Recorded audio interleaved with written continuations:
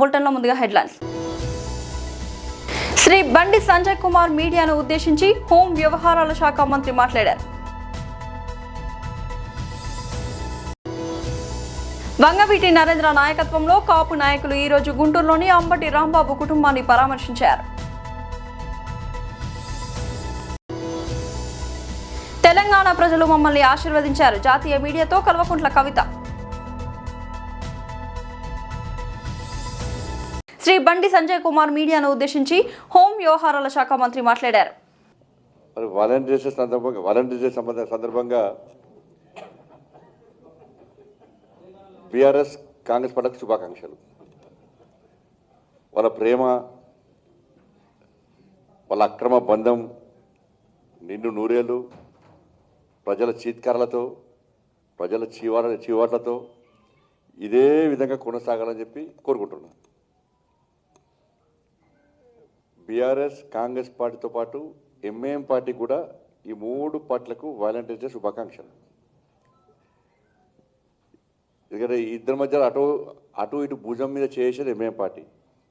వీళ్ళ అక్రమ బంధానికి ఎంఐఎం పార్టీ వెనక భుజం, అది నేను చెప్పిన ఎంఐఎం పార్టీ కాంగ్రెస్తో సంసారం చేస్తుంది, బీఆర్ఎస్ పార్టీకి కన్ను కొడుతున్నది ఎంఐఎం పార్టీ.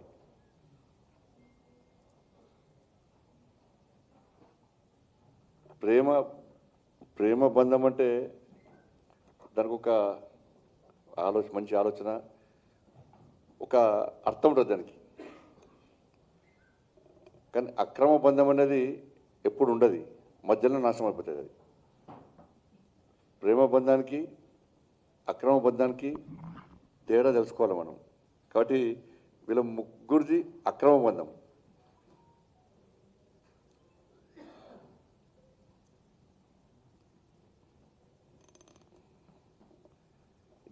రేవంత్ రెడ్డి గారు అన్నారు చాలాసార్లు మరి ఫెవికాల్ బంధం అని.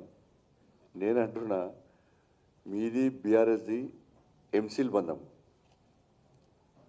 ఫెవికాల్ అంటే కేవలం వైట్ ద్రవ పదార్థమే. అది ఎంసీల్ అంటే రంగురంగులతోని ప్లాస్టిక్ పైపులను అంటు పెట్టచ్చు, ఐరన్ పైపులను అంటు పెట్టచ్చు. అంత ఎంసీల్ బంధం. ఎం అంటే ఎంఏ పార్టీ, ఆ బంధం వీళ్ళది. వీళ్ళ బంధానికి బీఆర్ఎస్ పార్టీ కాంగ్రెస్ పార్టీ బంధానికి అనుసంధానమే ఎంఐఎం పార్టీ. ఎందుకు చెప్తున్నా అంటే కరీంనగర్లో ప్రజలందరి ఆశీర్వాదంతో, నరేంద్ర మోడీ గారి యొక్క ఆశీర్వాదంతో, అభ్యర్థుల కష్టము, మా కార్యకర్తల యొక్క కష్టార్జితం ఫలితంగా ఈ భారీ విజయాన్ని భారతీయ జనతా పార్టీ సాధించింది.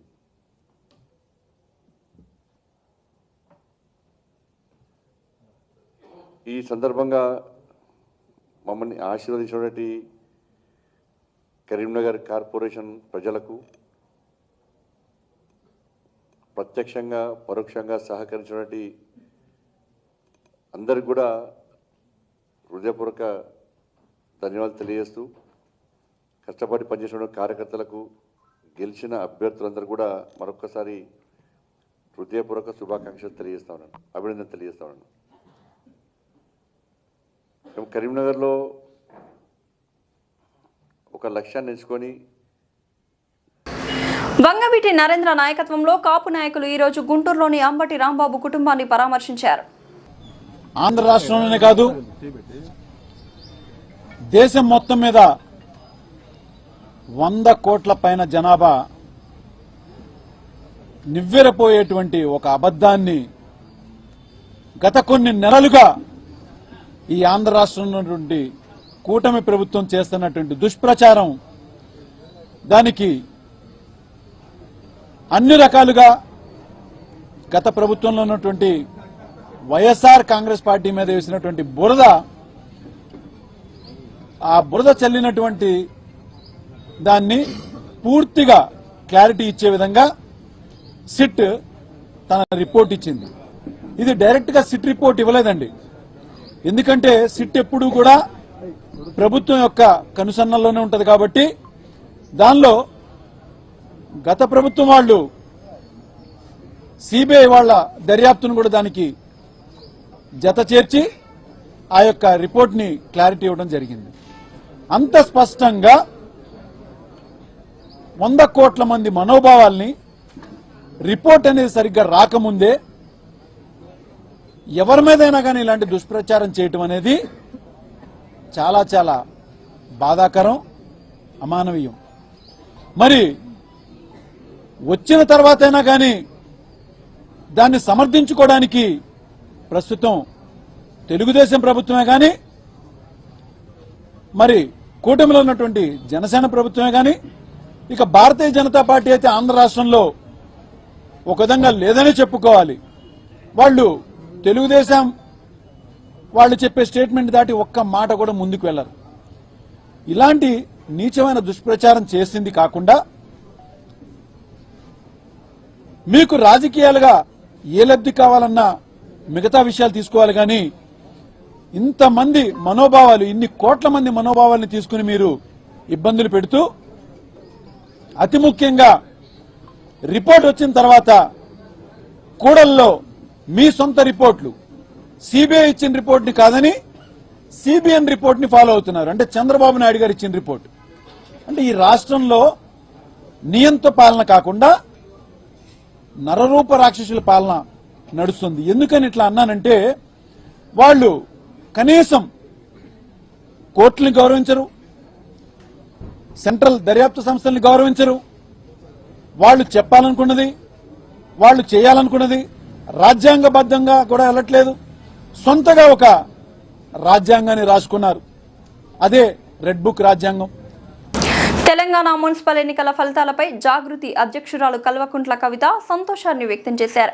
కవిత మద్దతుదారులు పలు ప్రాంతాల్లో విజయం సాధించిన సంగతి తెలిసిందే. ఈ నేపథ్యంలో ఆమె జాతీయ మీడియాతో మాట్లాడుతూ భవిష్యత్తులో తాము ఒక రాజకీయ పార్టీగా అవతరించబోతున్నామని విషయాన్ని ఇప్పటికే ప్రకటించామని తెలిపారు. తమ పార్టీని అధికారికంగా ప్రకటించక ముందే మున్సిపల్ ఎన్నికల్లో పోటీ చేద్దామని చివరి నిమిషంలో తమ కార్యకర్తలు కోరారని, వారి కోరిక మేరకు తాము ఆల్ ఇండియా ఫార్వర్డ్ బ్లాక్ గుర్తుపై ఎన్నికల బరిలోకి దిగామని వెల్లడించారు. సొంత పార్టీ తరఫున పోటీ చేయలేకపోయినప్పటికీ తెలంగాణ ప్రజలు తమను మంచి ఫలితాలతో ఆదరించారని తెలిపారు. ఎన్నికల్లో తాము ఒక మున్సిపాలిటీని కైవసం చేసుకున్నామని, మరో మున్సిపాలిటీలో వైస్ చైర్మన్ పదవిని దక్కించుకోబోతున్నామని కవిత చెప్పారు. మరో 40 చోట్ల తమ కార్యకర్తలు దాదాపుగా గెలుపు అంచుల వరకు వచ్చారని అన్నారు. ఈ ఎన్నికల ఫలితాలు తమ పార్టీ భవిష్యత్తుపై భరోసాని కల్పించాయని తెలిపారు. అహంకారం లేని అత్యంత పారదర్శకమైన రాజకీయాలను అందిస్తామని తాము పదే పదే చెప్తున్నామని ప్రజలు తమను విశ్వసించారని తెలిపారు. భవిష్యత్తులో కూడా తమకు ప్రజల మద్దతు ఇలాగే కొనసాగుతుందని ధీమా వ్యక్తం చేశారు. తెలంగాణ రాజకీయాల్లో తాము ప్రధాన భూమికను పోషిస్తామని తెలిపారు. మంచిర్యాల జిల్లా బెల్లంపల్లి మున్సిపాలిటీలో రాజకీయ సమీకరణలు వేగంగా మారుతున్నాయి. బెల్లంపల్లికి చెందిన పలువురు కౌన్సిలర్లు నేడు BRS party working president Shri KTR సమక్షంలో గులాబీ గుటికి చేరారు. పార్టీలో చేరిన వారికి కేటీఆర్ గారు పార్టీ కండువా కప్పి సాదరంగా ఆహ్వానించారు. 30వ వార్డు స్వాతంత్ర కౌన్సిలర్ శంకర్ సింగ్ తో పాటు కాంగ్రెస్ పార్టీ నుంచి గెలిపిన 26వ వార్డు కౌన్సిలర్ కుమారస్వామి అధికారికంగా బీఆర్ఎస్ సభ్యత్వం తీసుకున్నారు. వీరితో పాటు బీజేపీకి చెందిన 34వ వార్డు అభ్యర్థి రామ్మూర్తి కూడా కేటీఆర్ ను కలిశారు. ఆయన ప్రస్తుతానికి పార్టీలో అధికారికంగా చేరినప్పటికీ బీఆర్ఎస్ విధానాలకు ఆకర్షితులై పార్టీకి పూర్తిస్థాయి మద్దతును ప్రకటిస్తున్నట్లు తెలిపారు. ఈ చేరికల వల్ల బెల్లంపల్లి మున్సిపాలిటీలో బీఆర్ఎస్ మరింత బలోపేతం కానుంది.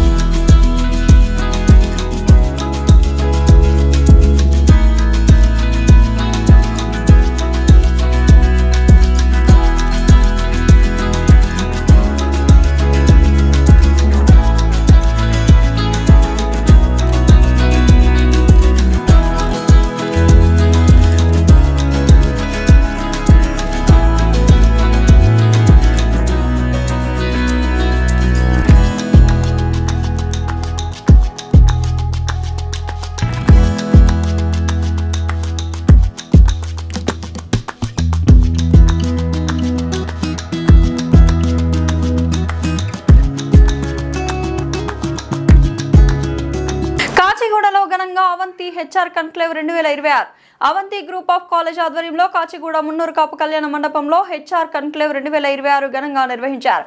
పరిశ్రమలు, విద్యా సంస్థల మధ్య వారధిగా నిలిచిన ఈ వేదికలో ప్రముఖ కంపెనీల హెచ్ఆర్ ప్రతినిధులు, నిపుణులు, విద్యావేత్తలు పాల్గొన్నారు.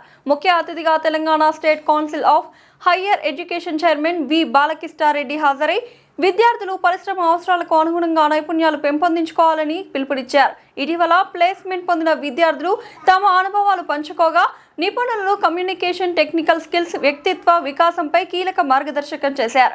ప్రిన్సిపల్ అప్పారావు వార్షిక నివేదిక సమర్పించగా ప్లేస్మెంట్స్ విభాగం ప్రతినిధులు గణనీయ నియామకాల నుంచి వెల్లడించారు. సంస్థల అధిపతి శ్రీనివాసరావు హెచ్ఆర్ కన్క్లేవ్ ప్రాముఖ్యతను వివరించారు. విద్యార్థులకు ఉపాధి దిశగా దారి చూపిన శక్తివంతమైన వేదికగా ఈ కన్క్లేవ్ నిలిచింది. ఈ అవంతి గ్రూప్ ఆఫ్ కాలేజెస్ ఒక 9 మంది విద్యార్థులతో స్టార్ట్ అయ్యి ఈ రోజున ఈరోజు 2 రాష్ట్రాల్లో సుమారు ఒక 20,000 మందితోటి విద్యార్థులతోటి నడిపించడం చాలా సంతోషంగా ఉంది. మరి ఈ 34 సంవత్సరాల్లో ఒక 5 లక్షల మంది విద్యార్థులకి చదువు చెప్పే అవకాశాన్ని భగవంతుడు నాకు కల్పించాడు. మరి దీన్ని సహకరించిన తల్లిదండ్రులకి, విద్యార్థులకి, మరి సార్ లాంటి ప్రొఫెసర్స్కి, మరి ముఖ్యంగా అధ్యాపక బృందానికి, మా టీం, అవంతి టీం అందరికీ నేను ధన్యవాదాలు తెలియజేసుకుంటూ రాబోయే రోజుల్లో ఈ అవంతి కళాశాలని ఒక యూనివర్సిటీ స్థాయికి తీసుకెళ్తారని నా వంతు కృషి చేస్తానని తెలియజేసుకుంటూ, అలాగే ముఖ్యంగా నా పర్పస్ ఏంటంటే అఫ్కోర్స్ ఎడ్యుకేషన్ ప్రైవేటైజ్ అయినా కూడా గ్లోబలైజేషన్, లిబరలైజేషన్, ప్రైవేటైజేషన్ వల్ల అప్పటి ప్రధానమంత్రి పివి నరసింహరావు గారి చొరవతోటి, అప్పటి ముఖ్యమంత్రి చంద్రబాబు నాయుడు గారి చొరవతోటి ఎక్కువ ప్రైవేట్ కాలేజెస్ అప్పుడు కంబైన్డ్ స్టేట్లో ఇవ్వడం జరిగింది. తర్వాత రాజశేఖర్ గారు ఫీజు రింబర్స్మెంట్ పెట్టడం, దానితో ఎక్కువ మంది, లక్షలాది మంది విద్యార్థులు, ఈ ముగ్గురు పివి నరసింహరావు గారు, చంద్రబాబు నాయుడు గారు, రాజశేఖర్ గారి వల్ల 2 రాష్ట్రాల్లో తెలుగు విద్యార్థులు మన లక్షల మంది చదువుకుని దేశ విదేశాల్లో ఐటీ రంగంలో స్థిరపడ్డారు. సో ఇప్పుడు మనకు ముందున్నటువంటి ఛాలెంజెస్ ఏంటంటే, ఒకటేమో మోడీ గారు వికసిత్ భారత్ తోటి పెట్టి ఈ 10 సంవత్సరాల నుంచి 11 సంవత్సరాల నుంచి మరి ఎంప్లాయబిలిటీ స్కిల్స్ ఇంప్రూవ్ చేయాలి అని కేంద్ర ప్రభుత్వం, పక్కనేమో రాష్ట్ర ప్రభుత్వాలు, ఈ 2 కూడా మరి చాలా కృషి చేస్తున్నాయి.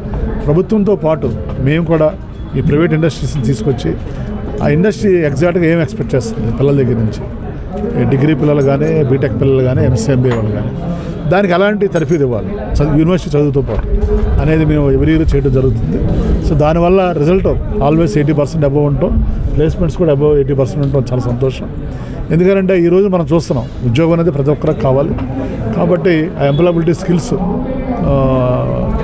ఇంప్రూవ్ చేయడానికి, పిల్లల్లోకి అవేర్నెస్ పెంచడానికి మరి ఈ ఫుల్ డే వర్క్షాప్ ఇవాళ టాప్ కంపెనీస్ అన్ని, ఇన్ఫోసిస్ కానీ, టెక్ మహేంద్ర, విప్రో, మరి హెచ్డిఎఫ్సి బ్యాంకు, టీసీఎస్ అన్ని కంపెనీల నుంచి కూడా ప్రతినిధులు ఈ రోజున రావడం జరిగింది. సో వారి యొక్క అనుభవాలను చెప్తూ ఈ రోజున ప్రస్తుతం ఇండస్ట్రీ ఎక్స్పెక్ట్ చేస్తుంది, రాబోయే 5 yearsలో చేంజెస్ ఏముంటాయి, దానికి అనుగుణంగా వీళ్ళు ఎలాగా ట్రైన్ అవ్వాలి. ఆ ట్రైన్ అవ్వాలంటే ఫ్యాకల్టీకి అవేర్నెస్ ఉండాలి, ప్రిన్సిపల్స్కి ఉండాలి, స్టూడెంట్స్కి ఉండాలి. సో ఈ రకంగా వాళ్ళని తర్ఫీదిస్తే తప్పనిసరిగా ఎక్కువ మందికి ఉద్యోగ ఉపాధి అవకాశాలు కల్పించాలి. అదే మనం చూసాం, ఒక రాష్ట్రమే ఫామ్ అయింది నీళ్లు, నియామకాలు, నదుల కోసం. కాబట్టి ఈ రోజున ఎవ్రీ ఇయర్ హైదరాబాద్ అనేది 5th largest city in India. ఇక్కడ ఒక 4-5 లక్షల మందికి ఉద్యోగ అవకాశాలు కల్పించే అవకాశం ఉంది ఇక్కడ. మరి అన్నీ ప్రభుత్వం చేయాలంటే అవ్వదు. సో ప్రైవేటు సంస్థలు కూడా దీనిలో భాగస్వామ్యం అభివృద్ధిలో తప్పనిసరిగా ఎక్కువ మందికి మన అవంతి కళాశాల నుంచి వెళ్ళే విద్యార్థులందరికీ మ్యాక్సిమం ఎంప్లాయ్మెంట్ కల్పించాలనే దిశగా ఎలాంటి లాభాపేక్ష లేకుండా దీన్ని చేయడం జరుగుతుంది. దానికి మా పెద్దలు బాలకృష్ణారెడ్డి గారు ఆల్మోస్ట్ 1.5 year సార్ వచ్చిన దగ్గర నుంచి, సో వారి లీడర్షిప్లో తెలంగాణ స్టేట్లో మరి వారు ఏ కార్యక్రమం పెట్టినా పిల్లల్ని రావటం, బ్లెస్ చేయటం. వాళ్ళు ఎందుకంటే NALSAR university professor, very noble professor, very down to earth person. ఆయన is highly committed for the development of the state of Telangana and higher education Telangana. Thank you very much sir Balakrishna Reddy గారు. Thank you. Under our leadership, under our CM sir leadership, definitely we will rise to your expectations. డెఫినెట్గా మా తరపున కూడా మేము ఏం చేయాలో చేసి ఎక్కువ మంది విద్యార్థులకి ఉపాధి కల్పించడానికి తప్పనిసరిగా కృషి చేస్తాం. దానికి కూడా మాకు సహకరిస్తున్నటువంటి మీడియా మిత్రులకు కూడా ధన్యవాదాలు తెలియజేసుకుంటూ సెలవు తీసుకుంటాం. సో సార్, గుడ్ ఆఫ్టర్నూన్ అండి అందరికీ. ఈరోజు నేను ఈ యొక్క అవంతి గ్రూప్ ఆఫ్ ఇన్స్టిట్యూషన్స్ వాళ్ళు ఈ యొక్క హెచ్ఆర్ కాంక్లేవ్ అని చెప్పి హెచ్ఆర్ కాంక్లేవ్ నిర్వహించడం జరిగింది. వాళ్ళ యొక్క డిగ్రీ మరియు పీజీ స్టూడెంట్స్కు సంబంధించినటువంటి ఈ యొక్క హెచ్ఆర్ కాంక్లేవ్లో ఈరోజు HR leaders like Mahindra company నుంచి, విప్రో నుంచి, ఇలా అన్ని ఫేమస్ కంపెనీ నుంచి హెచ్ఆర్ మేనేజర్స్ని తీసుకొచ్చి ఇక్కడ వాళ్లకు ఎలా హెచ్ఆర్ యొక్క నిటిగిటీస్ ఏంది, హెచ్ఆర్లో నిష్ణాతులు అంటే మనకు జాబులు రావాలంటే ఎలాంటి నైపుణ్యం ఉండాలి, ఎలాంటి డిస్కషన్ హోల్ ఒక రోజు ఈరోజు వాళ్ళ హెచ్ఆర్ లీడర్స్తో వీళ్ళకి ఇంటరాక్షన్ పెట్టించి స్టూడెంట్స్కు జాబ్ వచ్చేటువంటి ప్రాసెస్ ఏమి హర్డిల్స్ ఉన్నాయి, వాళ్ళని ఎలా ఓవర్కమ్ చేయాలి, ఇంకా జాబులు రావాలంటే ఎలాంటి సిలబస్ కావాలి, లేకుంటే ఎలాంటి ఎడ్యుకేషన్ ఇవ్వాలనేటువంటి దాని మీద ఆల్మోస్ట్ మేధో మదనం అనుకోండి ఈరోజు ఒకరోజు.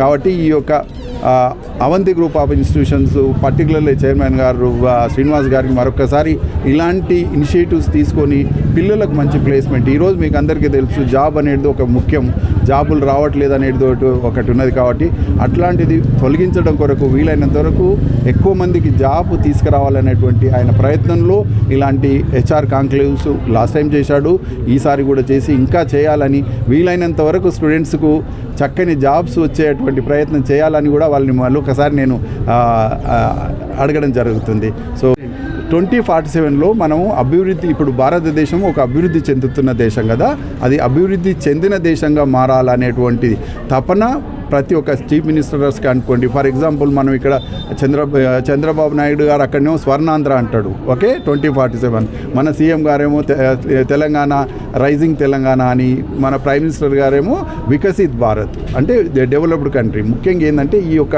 21-22 ఇయర్స్లో మనము ఒక అభివృద్ధి చెందుతున్న దేశం నుంచి చెందిన దేశంగా కావాలంటే ఎన్నో ప్రయాసాలు, ఇప్పుడు ఇండస్ట్రీ, తర్వాత అకాడమిక్ కనెక్టు, ఇలాంటి చాలా మార్పులు వస్తున్నాయి. అందుకే నేనేంటంటే ట్రాన్స్ఫార్మింగ్ ఇండియా ఒక డెవలపింగ్ కంట్రీ నుంచి డెవలప్డ్ కంట్రీగా ట్రాన్స్ఫార్మ్ కావాలంటే అన్ని రకాలైనటువంటి ఇప్పుడు ఇండస్ట్రీ నుంచి కానీ ఇన్ఫ్రాస్ట్రక్చర్ రిలేటెడ్, ఎడ్యుకేషన్ రిలేటెడ్ అన్నిటి మీద ఫోకస్ చేసుకుంటూ ఒక అభివృద్ధి చెందిన దేశంగా చేయడం అనేటిదే అక్కడ సెంట్రల్ గవర్నమెంట్ కానీ ఇక్కడ వేరియస్ స్టేట్ గవర్నమెంట్స్ యొక్క వాళ్ళ యొక్క లక్ష్యం. ముఖ్యంగా ఇప్పుడు ఏంటంటే ఈ next 4-5 years or next 10 years AI చాలా ఇన్ఫ్లుయెన్స్ ఉంది. నేను ఇంతకుముందు చెప్పాను కదా, టెక్నాలజీలు అన్నీ మారుతున్నాయి. ముఖ్యంగా ఇప్పుడు ఏంటంటే ఏఐ యుగం అంటారు, ఏఐ శకం అంటారు, ఏఐ ఎరా అంటారు. కాబట్టి ఏఐ అనేది చాలా ఇన్ఫ్లుయెన్స్ చేయబోతున్నది. ఏఐ ప్రతి ఒక్క ఇండస్ట్రీ, ప్రతి ఒక్క ఇండివిజువల్తో కనెక్ట్ అయి ఉంది.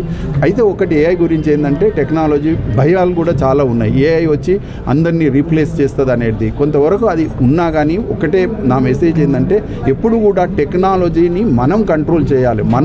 మనల్ని టెక్నాలజీ కంట్రోల్ చేస్తే ఏంటంటే తప్పకుండా జాబులు పోతాయి. అట్లా కాకుండా మనమే టెక్నాలజీని కంట్రోల్ చేసి మనమే దాన్ని రెగ్యులేట్ చేసేటువంటి స్థితిలో ఉంటే భయపడాల్సిన అవసరం లేదనేది నా ఉద్దేశం. Thank you. బులెటిన్ ముగించే ముందు హెడ్లైన్స్ మరోసారి. శ్రీ బండి సంజయ్ కుమార్ మీడియాను ఉద్దేశించి హోం వ్యవహారాల శాఖ మంత్రి మాట్లాడారు. వంగవీటి నరేంద్ర నాయకత్వంలో కాపు నాయకులు ఈ రోజు గుంటూరులోని అంబటి రాంబాబు కుటుంబాన్ని పరామర్శించారు. తెలంగాణ ప్రజలు మమ్మల్ని ఆశీర్వదించారు. జాతీయ మీడియాతో కల్వకుంట్ల కవిత. ఇది వాళ్ళ బులెటిన్ అప్డేట్. మరొక బులెటిన్లో మళ్ళీ కలుద్దాం. అంతవరకు సెలవు.